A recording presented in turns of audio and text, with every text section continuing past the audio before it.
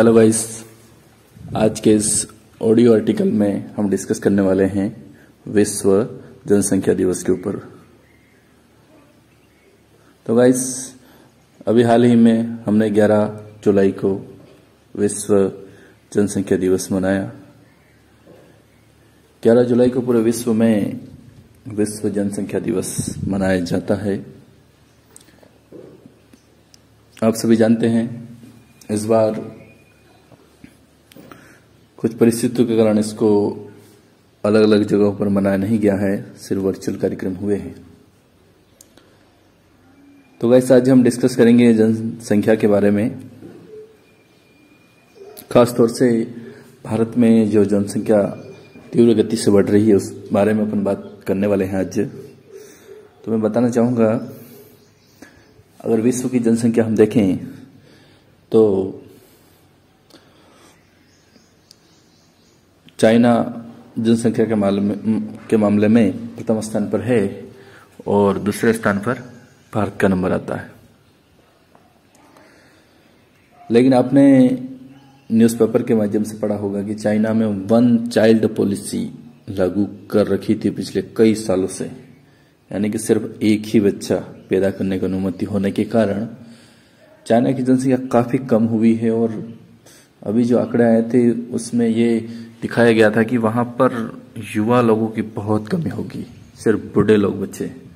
उसके बाद चाइना में 2 चाइल्ड पॉलिसी भी लागू हो चुकी है। लेकिन जहाँ तक हम इंडिया की बात करें, इंडिया में फिलहाल हर स्टेट में अलग अलग रूल्स हैं। और जनसंख्या की बात करें तो निरंतर तीव्र गति के साथ जनसंख्या बढ़ रही है। और अभी जो गणना होने वाली है अपनी 2022 में, जनगणना जो प्रस्तावित है 21-22 में, 2011 में के बाद 10 साल के बाद जो जनगणना होती है तो ये 21-22 में आंकड़े आ जाएंगे इसके। तो वैसे उसमें ये अनुमान लगाया जा रहा है कि पूरे विश्व में इंडिया जनसंख्या के दृष्टि से पहले स्थान पर आ जाएगा। अभी भारत की जनसंख्या अनुमानित 1,31,00,00,000 है, जिसको लगभग अनुमान लगाया जा रहा है कि 1,50,00,00,000 तक भारत की जनसंख्या हो जाएगी और भारत जनसंख्या के मामले में प्रथम स्थान पर आ जाएगा।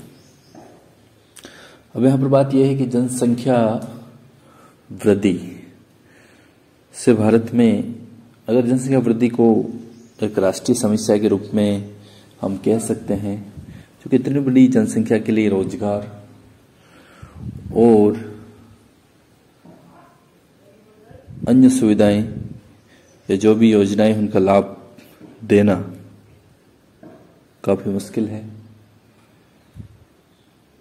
देखा जाए तो भारत वैसे भी एक विकासशील देश की श्रेणी में आता है।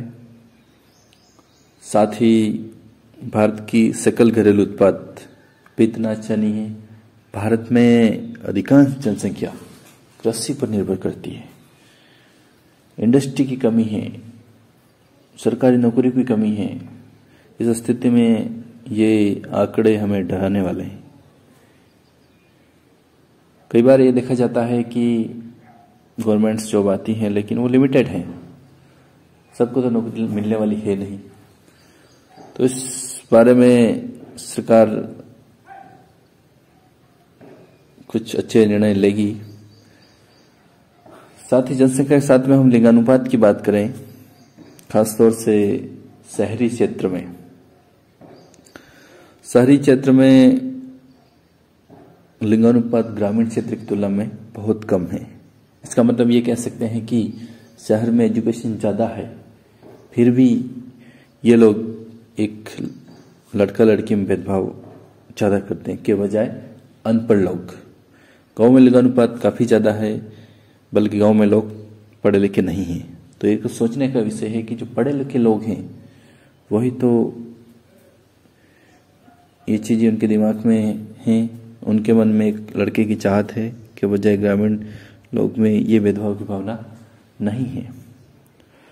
ग्रामीण क्षेत्र में और भी कई समस्याएं हैं, विशेषकर आदिवासी लोगों के लिए तो काफ़ी दूर दूर तक घर होते हैं इनके। और रोजगार और बहुत सारी समस्याएं होती हैं, तो इस वजह से भी इनके परिवार बड़े होते हैं। लेकिन वर्तमान परिप्रेक्ष्य में जागरूकता आई है और अब फैमिली को छोटा करने की प्लान ग्रामीण क्षेत्र में भी हो रही है।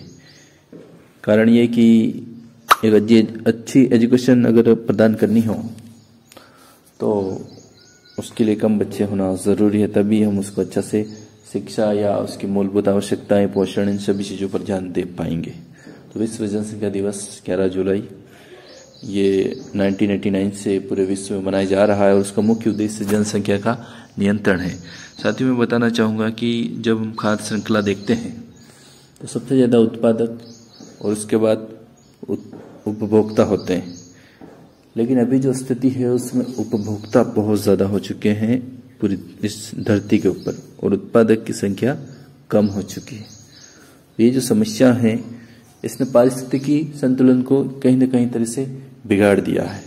तो जनसंख्या वृद्धि को रोकना बेहद ज़रूरी है, इसलिए कि इस पृथ्वी के अस्तित्व को बचाने के लिए, पर्यावरण पारिस्थितिक संतुलन को बनाने के लिए हम ये नहीं कहते हैं कि बिल्कुल जनसंख्या पर रोक लगाए, लेकिन हम उतना ही आवश्यकता अनुसार, अनावश्यक नहीं। ये एक मैसेज है हमारे समाज के लिए और सरकार इस वर्ष की थीम भी यही है कि कम से कम जनसंख्या वृद्धि को रोका जाए किसी भी तरीके से, और सरकारें भी इस माध्यम से कई कानून ला रही हैं।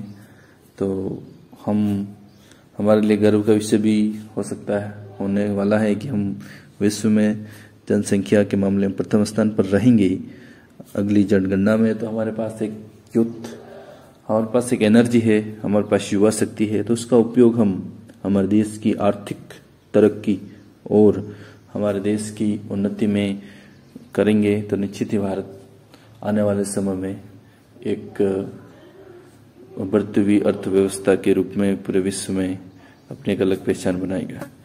तो साथियों, हमारा ये ऑडियो आर्टिकल आपको अच्छा लगा हो तो उसको लाइक शेयर कर दीजिए। बहुत बहुत धन्यवाद।